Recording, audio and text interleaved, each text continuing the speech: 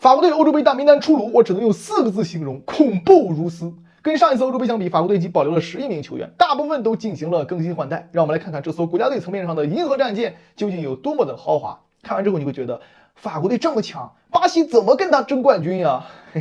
第3门将，守门员西汉姆的阿雷奥拉，身价1000万欧元；第2门将，朗斯的桑巴，身价1500万欧元；主力门将 AC 米兰的麦尼昂，身价4000万欧元；后卫来自巴萨的孔德，身价5000万欧元；马赛的克罗斯，身价1500万欧元；国际米兰的飞神剑帕瓦尔，身价5000万欧元；利物浦的二次元科纳特，身价4500万欧元；拜仁的队保于帕，身价5000万欧元；米兰的队长特奥，身价6000万欧元；阿森纳的战神萨利巴，身价8000万欧元，以及皇马的弗拉门迪，身价2000万欧元。中场，皇马的万金油卡马文加、楚阿梅尼身价都是9000万欧元；摩纳哥的尤苏夫瓦纳身价2800万欧元；尤文图斯的拉比奥身价4000万欧元，以及巴黎泰森、安维里身价6000万欧元。再加上今年重返巅峰的格列兹曼和惊喜回归的坎特，这个中后场堪称豪华。但是跟锋线相比，那都是小儿科。我念完锋线兄弟们都是害怕。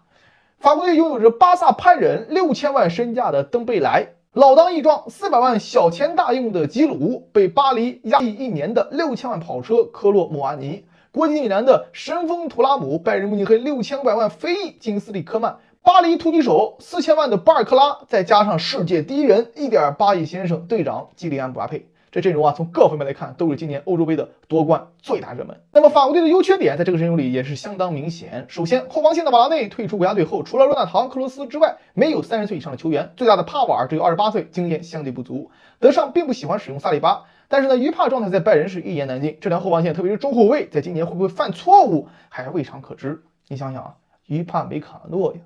这是法国队今年的心头之患。其次，中场格子没有替补，没有人可以完成格列兹曼的工作，除了他之外，剩下的基本上都是工兵和 B2B 中场。好在坎特的回归给中场上了点经验卷，让人内心沉稳许多。但必说一，楚阿梅尼并不是那么的令人放心。法国队在名牌防反的情况下，中后场的个人能力没有任何问题，怕就是怕个别球员的低级失误。欧洲杯前的热身赛就尤其关键了。至于锋线，豪华的让任何俱乐部都羡慕。姆巴佩作为队长加核心，他的杯赛爆发力是毋庸置疑的，包括图拉姆这种侧翼型前锋非常的适合姆巴佩的发挥。科曼若能归来，法国队边路又多了种解题的方案。只看锋线，法国必然是欧洲独一档。现在就希望姆巴佩包括穆阿尼赶紧消除被恩里克加上的 debuff， 满状态参战，法国队依旧是欧洲最有希望夺冠的4支球队之一。不管是后还是中，亦或是前场，他都拥有着无比伦比的运动天赋。法国队今年还真是强。